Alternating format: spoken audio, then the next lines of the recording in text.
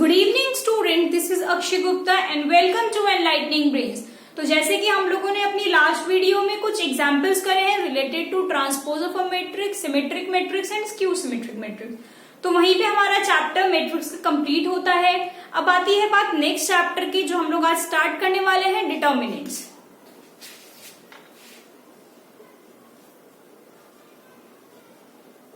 Determinants,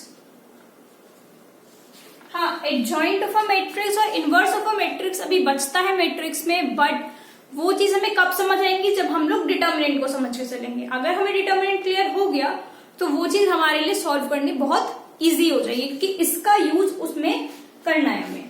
चलिए, तो determinant हम सॉल्व कैसे करते हैं। सबसे पहले डिटर्मिनेंट का क्या साइन होता है?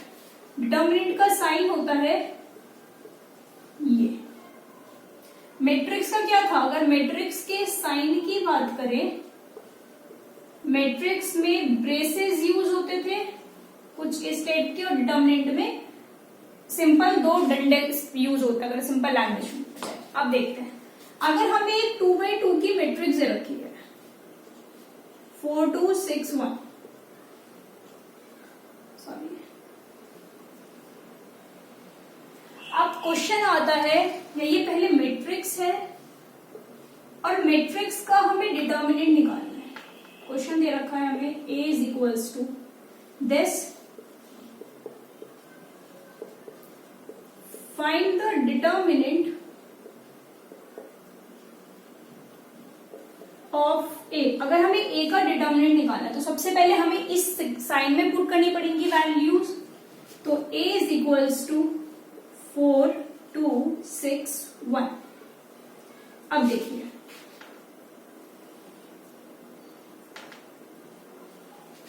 अब इसमें कैसे मल्टीप्लाई होती है? 1 की मल्टीप्लाई 4 में होगी, बीच में आएगा नेगेटिव साइन, एंड देन 6 की मल्टीप्लाई 2 में होगी। मतलब क्या हुआ? ये कौन सा एलिमेंट हुआ? A11, A12, A21 and this one is A22। तो A22 की मल्टीप्लाई करेंगे A11 में, माइनस A21 की मल्टीप्लाई करेंगे A12 में। तो A22 क्या हुआ? 1 multiply bye 4 minus 6 multiply by 2, 4 minus 12 मतलब -8। तो इस डिटर्मिनेंट की वैल्यू आ जाती है -8। अगर हमारे पास एक और क्वेश्चन आता है, A is equals to 6 3 4 7, इसको सॉल्व करना है तो जैसे हमने इसमें सॉल्व किया वैसे हम इसमें सॉल्व करेंगे। 7 की मल्टीप्लाई पहले 6 के साथ, बीच में नेगेटिव साइन, एंड देन 4 की मल्टीप्लाई 3 के साथ। 42 माइनस 12 दैट बिकम्स 30। तो A की वैल्यू कितनी आ गई इसमें हमारी? 30। चलते हैं अब नेक्स्ट चीज की तरफ। ये हमने सीखे 2x2 मैट्रिक्स में।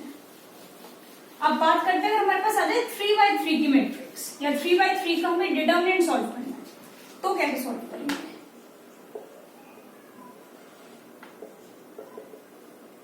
वन टू थ्री 4 5 6 7 8 9, सपोज पूरे सिंपल सी मैट्रिक्स डिटर्मिनेंट है हमारे पास, या मैट्रिक्स है, उसका हमें डिटर्मिनेंट सॉल्व करना है। तो एक चीज समझ के चलिए, पहले हम लोग डिटर्मिनेंट हमेशा उस रो का निकालते हैं जिसमें हमारे पास मैक्सिमम 0 हो। अब लाइक इसमें कोई 0 नहीं है तो हम किसी भी तरफ से खोले मैट्रिक्स, कोई दिक्कत नहीं है। ओके, चलो, फर्स्ट एलिमेंट खोलेंगे 1। अब देखिए, इसको छुपा लो और साथ में इसको, जो जो बचा वो लिख लो। अगर मैं इसको हाइड कर लेती हूँ और इसको हाइड कर लेती हूँ तो क्या बचता है? 5 6 8 9, वो मैंने यहां लिख दिया, बीच में नेगेटिव साइन, उसके बाद सेकेंड एलिमेंट। अब चाहे वो सेकेंड एलिमेंट यहां का लो या फिर यहां का लो, यहां का लोगे तो इस रो को और इस कॉलम को छुपाना पड़ेगा। और हम ये वाला ले रहे हैं तो ये वाली रो और ये वाला कॉलम और ये वाली रो।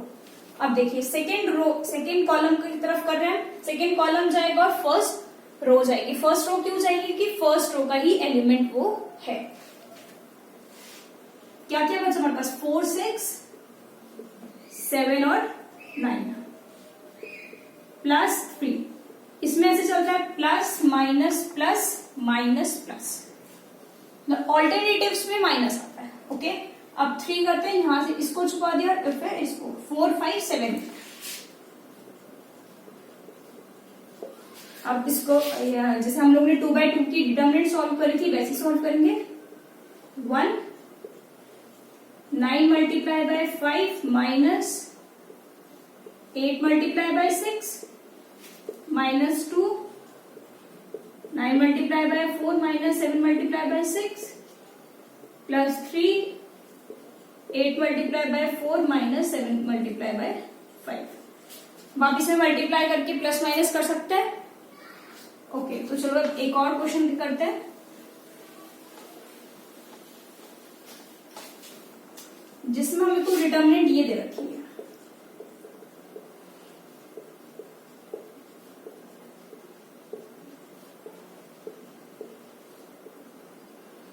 ये कोई डिटर्मिनेंट दे रखी है, हमें इसे सॉल्व करना है। तो मैंने अभी आपको बताया कि जिसमें मैक्सिमम 0 होंगी हम उस रो के अलोंग किसी भी डिटर्मिनेंट को एक्सपैंड करेंगे। अब देखिए इसमें एक भी 0 नहीं, इसमें 1 है, इसमें 2 है, तो मैक्सिमम 2 है। इस रो के अलोंग हम इसको एक्सपैंड करते हैं। तो सबसे पहले क्या लिखेंगे, 6, ये वाली रो और ये वाला कॉलम को छुपाएंगे, तो जो जो बचेगा वो लिख लेते हैं 2 3 0 5। अब देखिए माइनस 0 की मल्टीप्लाई हम किसी भी डिटर्मिनेंट में करेंगे तो क्या आएगा, 0। फिर भी लिख देते हैं एक बार इसको, ये वाली रो कॉलम और ये वाली रो 1 3 4 5 प्लस 0 1 2 4 0। अब देखिए a is equals to 6 5 multiply 2 minus 0 multiply by 3। अब अगर 0 की मल्टीप्लाई किसी भी डिटर्मिनेंट में करेंगे तो वो क्या आ जाएगा, 0 प्लस 0। इसको सॉल्व कर लेते हैं, आंसर आ जाएगा 60। देखिए अगर हम इसके अलाउंग एक्सपैंड में, तो हमें तीनों चीज लिखनी पड़ती है। इसके अलाउंग एक्सपैंड में हमने एक चीज सॉल्व करी, बाकी सब 0। ओके, एक और क्वेश्चन देखते हैं।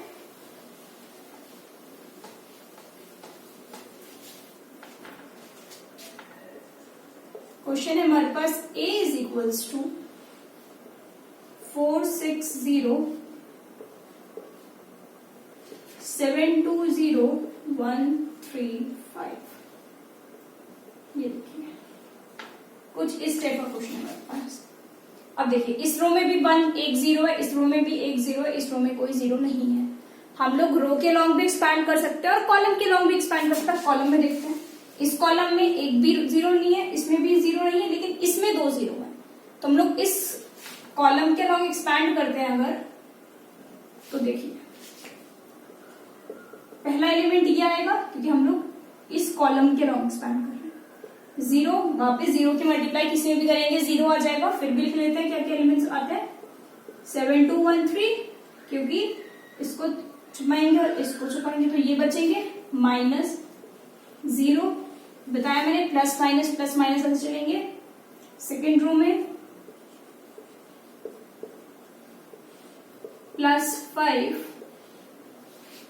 यह आ जाएगा 4 6 7 2, बिकॉज ये वाले रो और ये वाला कॉलम करेंगे तो 4 6 7 2। अब 0 की मल्टीप्लाई किसी में करेंगे तो 0 minus 0 plus 5 2 multiply by 4 minus 7 multiply by 6। आप इसको सॉल्व कर सकते हैं। चलिए तो आगे चलते हैं।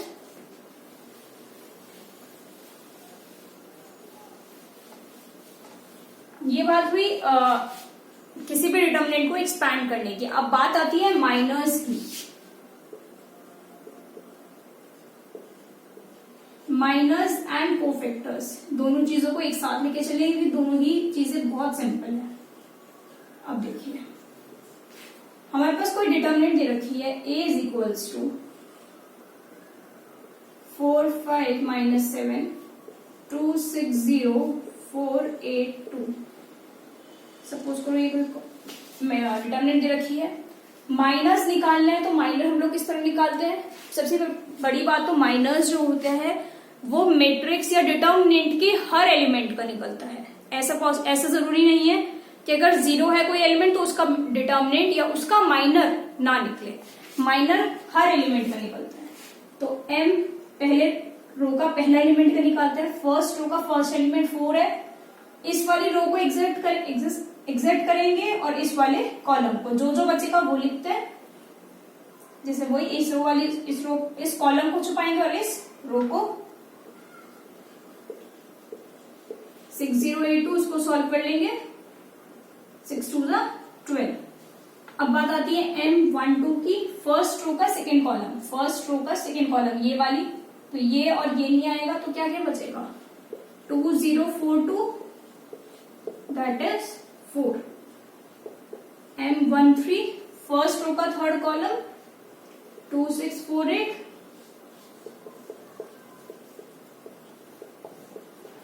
Minus of 8। M13 आ गया। अब M21 निकालेंगे सेकेंड रो का फर्स्ट कॉलम।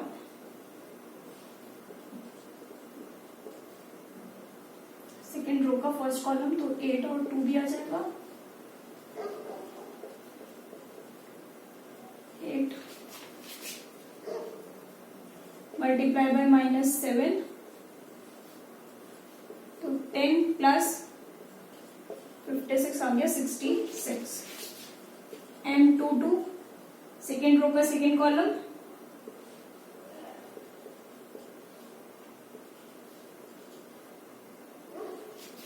कितना आ जाएगा? 8 प्लस 28 36। M23 सेकेंड रो का थर्ड कॉलम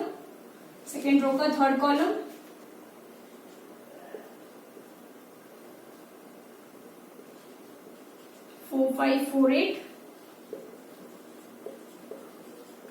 मतलब आ गया 12। 23 भी आ गया। M31 भी इसी तरह से फाइंड कर लेंगे। थर्ड रो का फर्स्ट कॉलम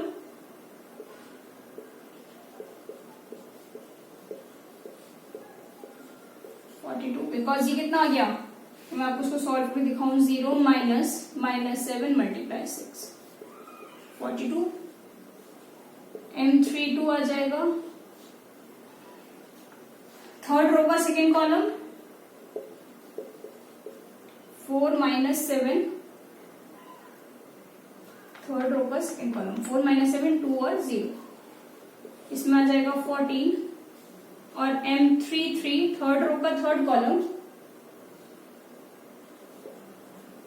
4526 4 - 10 दैट इज 14। ये चीज आप लोगों को समझ आई कि माइनस हम लोगों ने कैसे निकाले। कोफैक्टर्स में सिंपल चीज क्या करना है, जो माइनर निकला उसमें भी ये चेक करना है C11 इज इक्वल्स टू -1। अब जो भी यहाँ लिखा हुआ है उसको आप प्लस कर लो 1 + 1 और M11 की जो भी वैल्यू है -1 की पावर 2। M11 की वैल्यू क्या है 2 12 तो -1 का स्क्वायर क्या होगा +1 +1 equals to 12 +1 multiply by 12 equals to 12। अगर मैं C12 निकाल के दिखाऊं आपको तो -1 की पावर 1 + 2 M12 -1 की पावर 3 -1 आ जाएगा और इसकी मल्टीप्लाई होगी 4 के साथ तो आंसर आ जाएगा -4। इसी तरह से C13 -1 की पावर 1 + 3 M13 कितना आ जाएगा -1 की पावर 4 यहाँ पर आ जाएगा -8 तो -1 की पावर 4 क्या होगा +1 की मल्टीप्लाई अगर -8 के साथ करते हैं तो क्या आता है -8। ओके तो आप सब लोग ये सब चीजें इसी तरह से निकाल लेंगे। केवल -1 की पावर जो भी लिखना है जैसे 2 + 2 2 + 1 2 + 3 सब इस तरह से आ जाएंगे और यहाँ पे प्लस माइनस लगा देंगे। ओके स्टूडेंट्स तो इस तरह से माइनस और कोफैक्टर्स हमारे कंप्लीट होते हैं। कल या अपनी नेक्स्ट वीडियो में माइनस कोफैक्टर से रिलेटेड और कुछ क्वेश्चंस जिसमें डिटर्मिनेंट सॉल्व करना होगा, कुछ एनसीईआरटी के क्वेश्चंस लेंगे, उस चीज के ऊपर कल वीडियो रहेगी। Okay thank you class.